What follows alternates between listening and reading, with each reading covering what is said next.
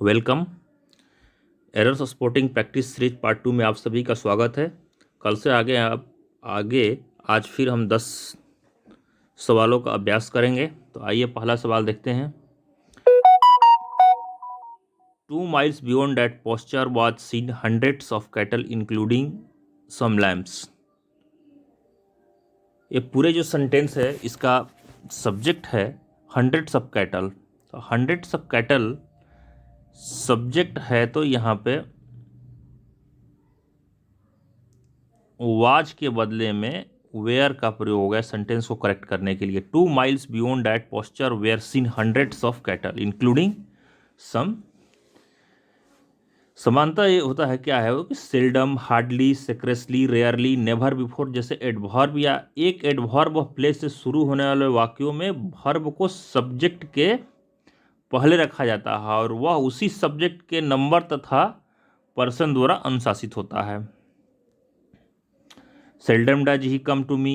Seldom do they come to me. Outside the hotel was parked a red car. Outside the hotel were parked 2 red cars इत्यादि। तो अब आते हैं, देखते हैं दूसरा सवाल। It is noticed that the elite class have no soft corner for the downtrodden, who are the real victim of the present social setup। इसको ध्यान से देखिए, इसमें देखिए कौन सा पार्ट में गलती है। अब हम जानते हैं कि the elite class, the middle class आदि क्या होते हैं, कलेक्टिव नाउंस होते हैं। और कलेक्टिव नाउंस क्या होता है, सिंगुलर होते हैं। तो सीधे सीधे हम जाएंगे द एलिट क्लास हैज, यहां पर हैज का हैव के बदले यदि हैज कर देते हैं तो ये पूरा का पूरा सही हो जाएगा। It is notice that the elite class has no soft corner for the downtrodden who are the real victim of the present social setup. अब आप लोगों को समझ में आ गया होगा ये। अब आगे चलते हैं क्वेश्चन नंबर 3 पे। क्वेश्चन नंबर 3 को पढ़िए। Ritu as well as some of her friends have fallen in love with Sonu who is the eldest son of an SDO. अब कौन से पार्ट में गलती है इसमें, एक बार ध्यान से पढ़िए और बताइए। इसमें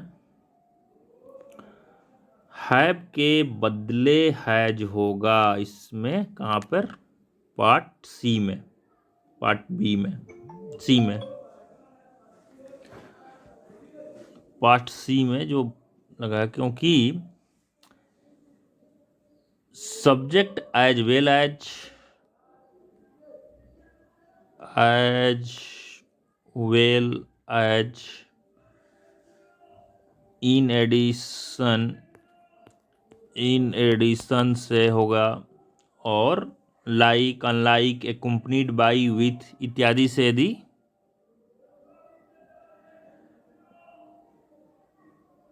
जुड़े हो तो वाक्य का मुख्य सब्जेक्ट इनके पहले प्रयुक्त होने वाला नाउन इक्विवेलेंट होता है। अब यहाँ पर तो रितु है, Ritu as well as some of her friends, तो इससे इसका होगा, न कि इनसे। तो यहाँ पर हैव के बदले यदि हम हैज कर देते हैं तो ये पूरा सेंटेंस सही हो जाएगा।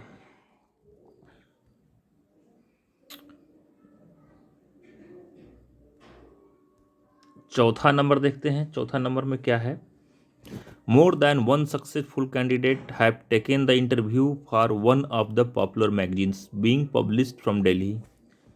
देखिए इसमें ध्यान से पढ़िए कौन सा पार्ट में गलती है।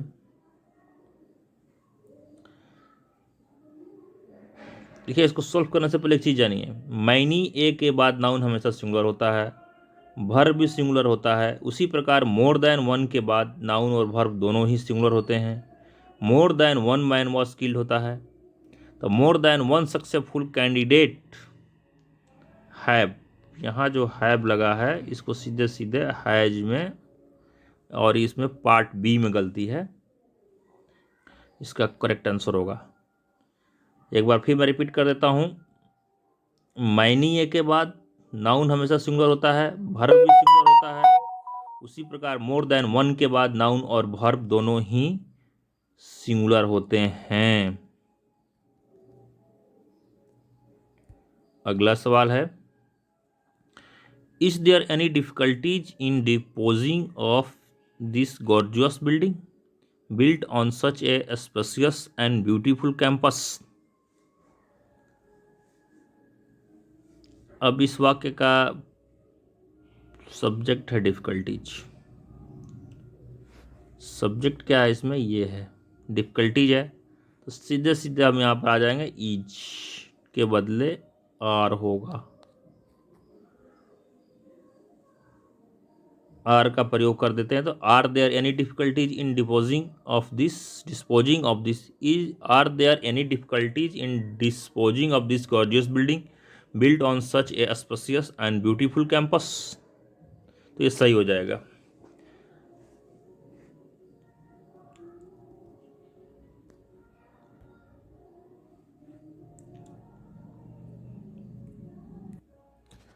आइए अगला सवाल देखते हैं। Nobody can deny that Gandhi's idea are different than Lenin's. तो किस पार्ट में इसमें गलती है बताइए जल्दी से देख के। इसमें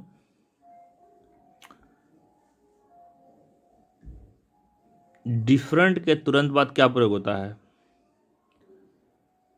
डिफरेंट के तुरंत बाद क्या प्रयोग होता है? डिफरेंट के तुरंत बाद फॉर्म का प्रयोग होगा। फॉर्म का प्रयोग होता है। दैन का भी प्रयोग होता है, लेकिन यदि डिफरेंट के बाद कोई नाउन होता है, I have read a different book than this, इस तरह का सेंटेंस हो, I have read a different book than this, तब जाके दैन का प्रयोग होगा। अन्यथा यहाँ पर दैन के बदले में फॉर्म का प्रयोग होगा।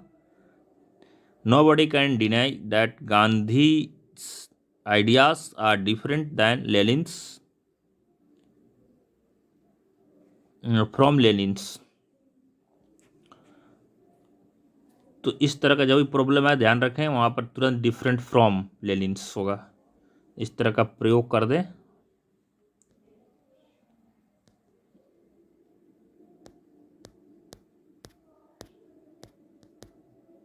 अगला सवाल देखते हैं अभी।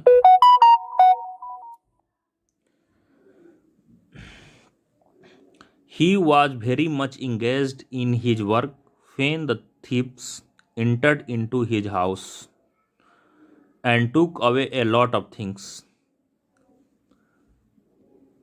इसमें कौन सा पार्ट में गलती है? He was very much engaged in his work when the thieves entered into his house. अब यहाँ पर entered into this, केवल entered का प्रयोग होगा। यहाँ पर into जो हैगा नहीं होगा, into को हम काट देंगे, तो ये पूरा का पूरा सेंटेंस मीनिंगफुल और ग्रामेटिकली करेक्ट हो जाएगा। He was very much engaged in his work when the thieves entered his house and took away a lot of things. इन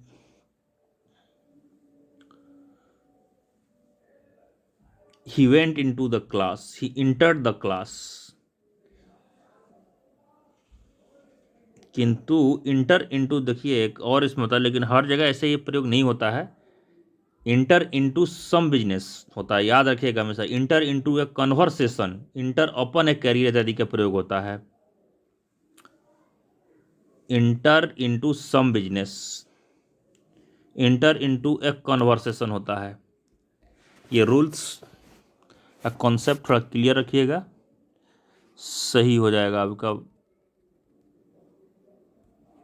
आगे का सवाल देखते हैं। While she was returning from college, a ruffian attacked on her with a dagger.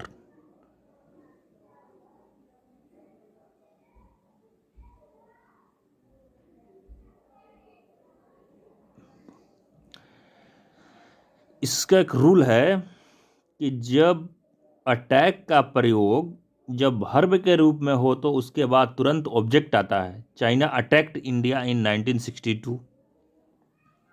किंतु attack का प्रयोग जब noun के रूप में होता है तो उसके बाद ऑन का प्रयोग होता है, जैसे कि an attack on my life, to attack on my life, इस तरह का होता है। China made an attack on India in 1962।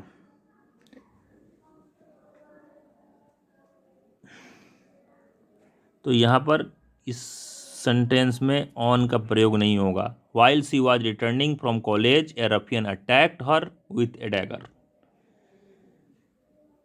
Attack का प्रयोग जब वर्ब के रूप में हो, यहाँ पर वर्ब के रूप में है, वर्ब का रूप में प्रयोग हो तो वर्ब के रूप में हो तो उसके तुरंत बाद ऑब्जेक्ट आता है, तो ऑन का प्रयोग यहाँ पे नहीं होगा। अगला सेंटेंस देखते हैं, अगला प्रॉब्लम देखते हैं। The decline of his moral was caused by a lot of factors that were once fascinating to him।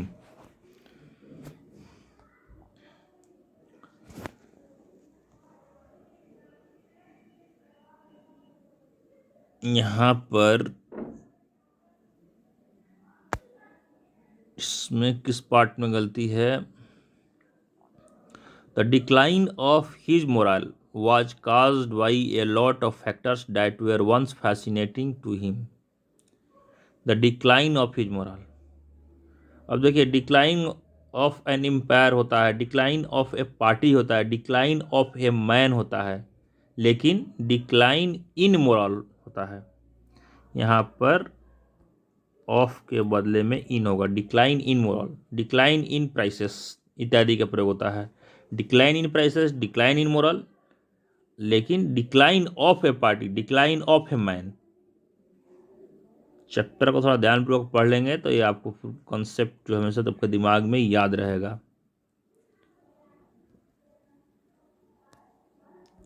अगला देखते हैं।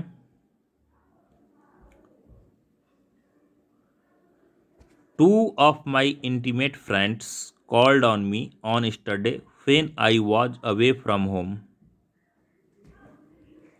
इसमें देखिए किस पार्ट में गलती है। Two of my intimate friends called on me on yesterday when I was away from home.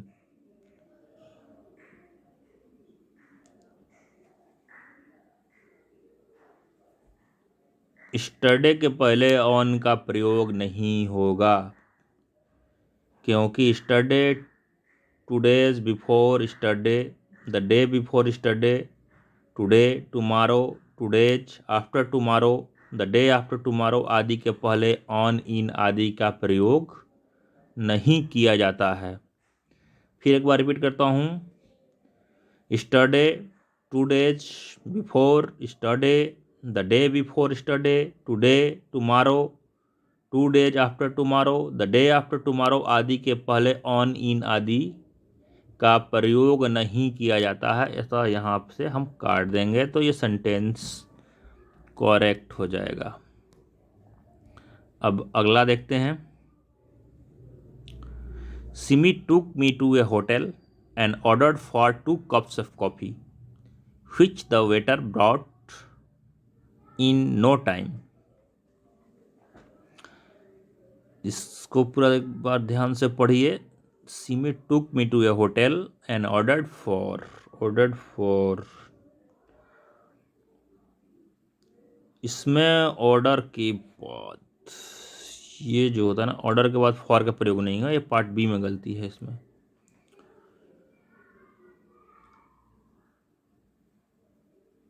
For का प्रयोग नहीं होगा। इसमें क्यों नहीं होगा? क्योंकि ऑर्डर क्या है, एक ट्रांजिटिव है, ट्रांजिटिव वर्ब है। यहाँ पर इसमें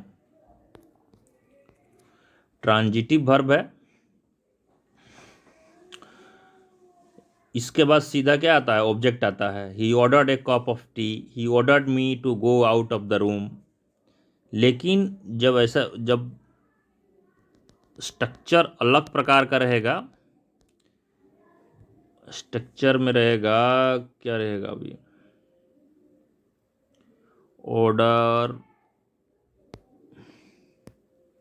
ऑर्डर प्लस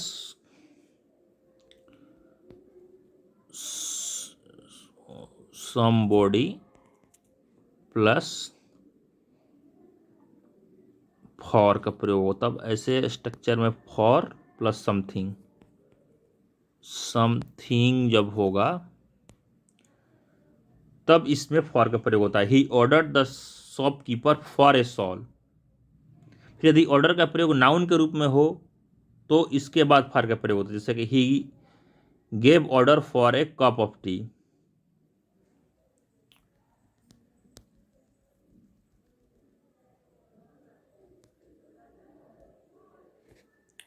आज का इतने सवाल प्रॉब्लम्स थे। अब पार्ट 3 में कल मिलेंगे। धन्यवाद। आपका दिन शुभ हो।